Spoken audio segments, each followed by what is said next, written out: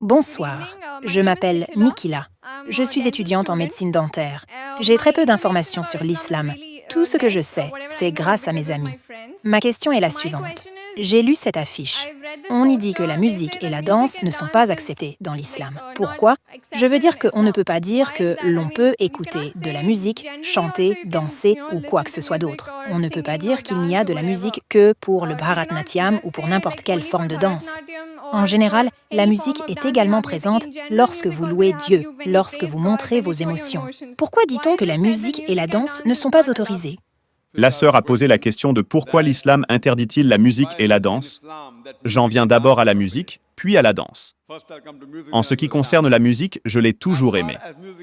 Le prophète Mohammed sallallahu alayhi wa sallam a dit que les instruments de musique étaient généralement interdits, à l'exception du daf, le tambour ouvert à une face appelée daf ou defli. En outre, le prophète sallallahu alayhi wa sallam a interdit les instruments de musique parce que si vous les analysez, ils éloignent la personne du souvenir d'Allah, du souvenir de Dieu Tout-Puissant. C'est la raison pour laquelle, lorsque nous entendons ces chansons de films, que ce soit en hindi, peut-être en malayali ou en tamil ou autre, nous constatons que dans ces chansons de films, la plupart des mots qui sont mentionnés sont très éloignés de la réalité. Vous savez, le héros dit à l'héroïne « Je décrocherai la lune pour toi, je décrocherai l'étoile pour toi ». Nous savons que ce n'est pas possible. Aucun homme ne peut décrocher l'étoile ou la lune pour son amoureuse. Mais nous continuons à répéter à cause de l'ambiance, à cause de tout. C'est pourquoi la règle générale est que la musique éloigne la personne d'Allah subhanahu wa ta'ala. Qu'il y a un prophète bien-aimé qui dit que les instruments de musique sont interdits, sauf le daf. Par exemple, quand une personne récite le Coran, si elle récite le Coran et que sa voix est douce, c'est permis. Parce que cela rapproche la personne d'Allah subhanahu wa ta'ala.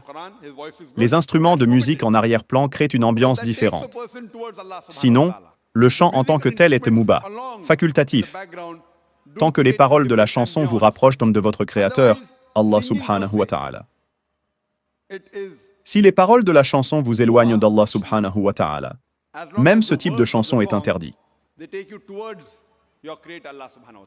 Passons maintenant à la deuxième partie. Pourquoi la danse est-elle interdite? Il n'y a pas de verset dans le Coran ou hadith que je connaisse qui dit que la danse en soi est haram. Mais normalement, les gens dansent pour montrer aux autres. Vous savez, nous avons des spectacles de danse sur la scène, alors que vous êtes Bharatnatyam. Maintenant, ils sont dans le Bharatnatyam Anashteya, et des milliers de personnes vous regardent. Normalement, en ce qui concerne le hijab, nous n'aimerions pas exposer nos femmes, nos mères, nos sœurs, nos filles sur la scène, et des milliers de personnes les regardent. Ainsi, toute profession dans laquelle le corps est utilisé comme un spectacle est interdite. C'est la raison pour laquelle il est interdit de danser en public ou de danser dans des fêtes où les personnes de sexe opposé se mélangent.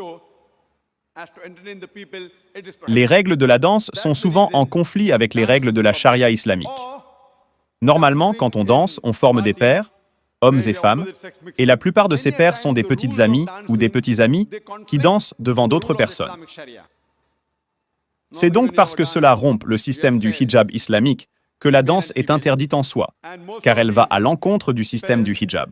Vous devez donc réaliser que bien souvent, lorsque vous dansez en public, vous sortez pour des fêtes et vous vous déplacez. Sinon, entre vous et votre femme, vous pouvez faire ce que vous voulez tant que cela ne va pas à l'encontre de la charia. Seul, à huis clos, le mari et la femme font ce qu'ils veulent tant que cela ne va pas à l'encontre des règles du Coran et des hadiths authentiques. Il n'y a pas de problème. Mais parce que la plupart du temps, la danse exploite le corps, elle inclut le chant, la danse, vous montez sur scène et d'autres personnes vous regardent. Cela enfreint donc les règles de la charia du hijab. Vous pouvez écouter ma cassette vidéo « Les droits de la femme dans l'islam », une modernisation dépassée qui est détaillée. Pourquoi nous, musulmans, protégeons-nous? Pourquoi aimons-nous? Pourquoi vénérons-nous une femme? Parce que nous aimons les femmes, c'est la raison pour laquelle nous les protégeons et nous ne voulons pas les exposer. C'est la raison pour laquelle les professions qui impliquent de chanter en public, de danser ou d'être mannequin sont interdites aux femmes. J'espère avoir répondu à la question.